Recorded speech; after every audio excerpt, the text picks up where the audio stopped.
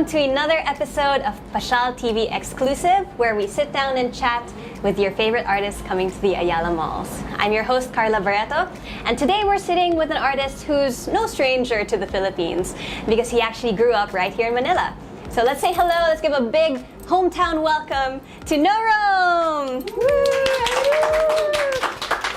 Rome, it's so good to have you back. Welcome back to Manila. Thank you. So, what have you been up to since you got back? I just finished tour with the 1975 about 5 days ago. Now I'm doing the show in the Philippines. Also like staying for a bit, so yeah. Nice, and we're super happy to have you back home for a little while. So you just told me a while ago that you'll be staying for a few more days before you head on back. But tell us what's something about, we keep saying online, our official hashtag today is No Rome is home. So well, yeah, pretty cute, huh? Yeah. So what's something about home that you miss the most? Food. No, I'm just kidding. Family and friends that I grew up with. Whenever I'm out here, that's the first thing I do. I text everybody like, yeah, where are you guys at? Let's hang out. You've been on the road for a little while now, right? So would you say there are any bits and pieces of home that you've been able to share with the people you've been meeting on the road or coming across? Yeah, well, I've been touring for almost a year. First things like rice. I have days where I don't have rice, but rice.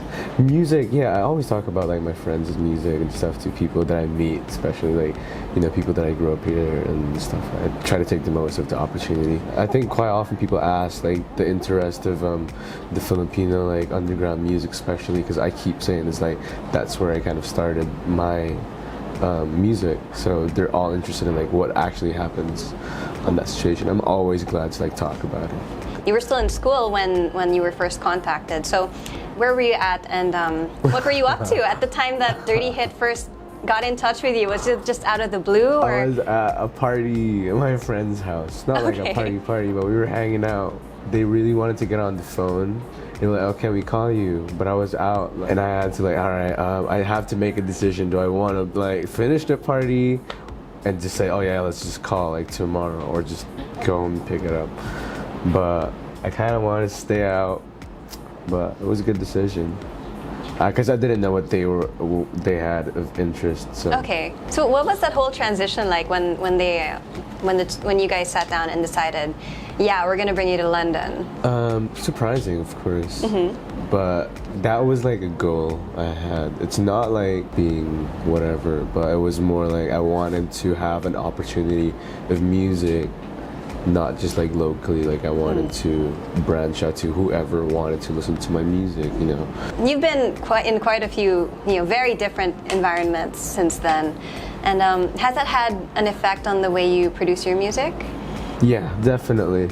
I think it like grows like progressively though, in the more way that I learn but how to use stuff that you don't normally get to use around here in like studios, especially because I like to make music in studios as well. So I knew my way around from like picking it up from other people. You meet some people that are so experienced and they know what to do.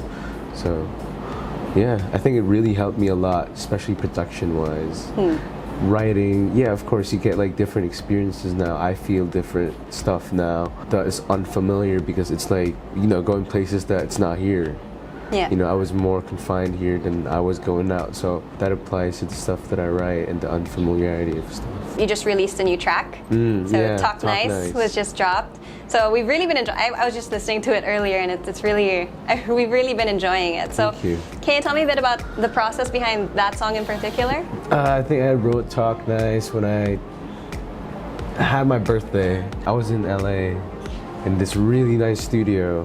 There was so many instruments that I wanted to use, so I think that's why this song is like very maximalist.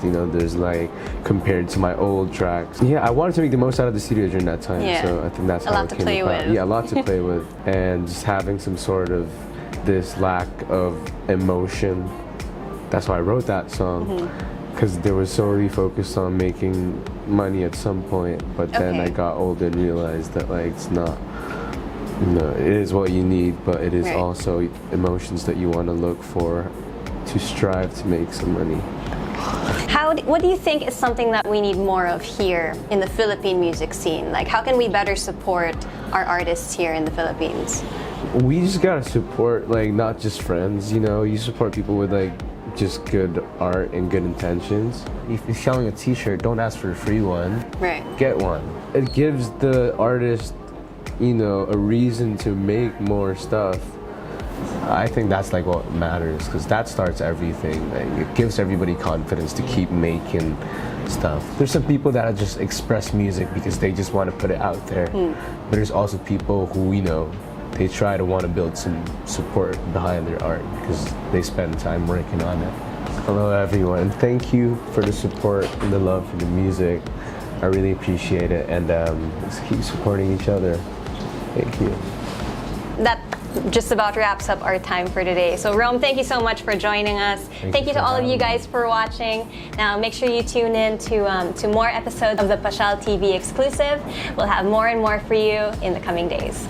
See you next time.